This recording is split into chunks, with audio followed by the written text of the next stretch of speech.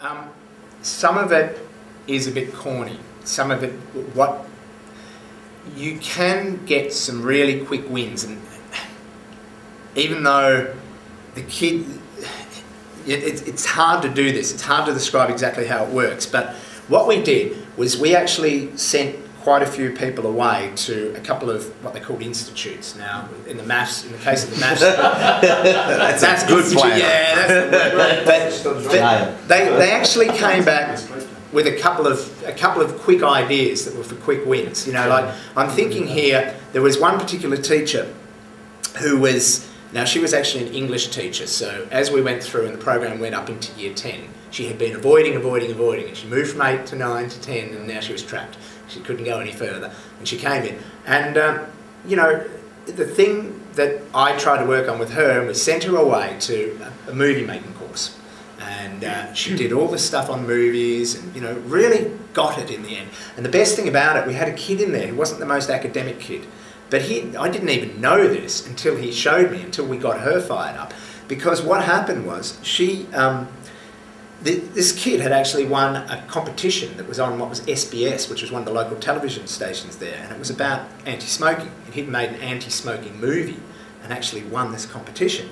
And in fact, once he told me about it and showed me. We showed it in her class, and then she got the idea that she would use movie as an assessment tool and set this.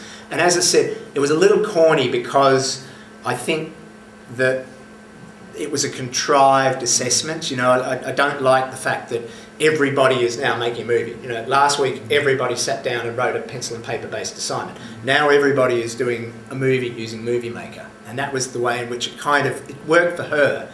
But it got her to see at least the value in the tool, and that worked well. So what I'm saying, that's what I was trying to refer to with the digital artifacts before. If you can get a few things like that, that are real leverage wins that are in there, and they see the value of the tool. And some of the Web 2.0 tools out there are like that. I mean, there's things, you know, I keep mentioning VoiceThread, and the reason I do is because VoiceThread, I think, is one of the easiest to use and one of the most leverage tools I've ever seen. It's very simple. You just go straight out there, you can put a picture up there or a movie, kids can comment over the top of it, they can then record their voice around the side of it. You have a collaborative learning tool. So if nothing else, you have a class where, say, you know, somebody does a maths exercise and they do solution of a trigonometric problem that's rather difficult, and they put it up there and they explain. And then another kid gets on and says, hey, I did it another way, let me show you that. And, you know, and suddenly, wow, you've got these kids on their own time, or, you know, they're either doing it here or they can do it at home. But they're logging on, they're getting onto this resource, they're assisting each other, they're showing each other different ways of actually solving a problem. And that's incredibly powerful. So some of those things like that are the kind of digital artifacts that you need to kind of get and show people. And I can't tell you that because I'm not right across your curriculum. But if you've got, you know, a few things in your curriculum like that, you know, I could look at some of your curriculum, see a couple of tools for you, suggest a few things, and then you could actually have them have the quick wins. And the quick wins are really, really important because they then kind of get it, they see it, and it kind of works. But it's, having said that, there are also some teachers in our school who left.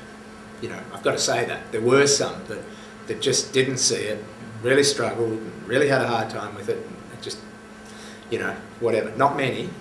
Not many. But was that the technology alone, or the whole shift in the pedagogy? It was the shift in the pedagogy. I would, you know, they'll tell you it was the technology alone, but it wasn't. It was the pedagogy. We were turning our classrooms far more democratic. It was becoming a different type of school and a different philosophy, and they just weren't on side with it. They just weren't on board. Some of it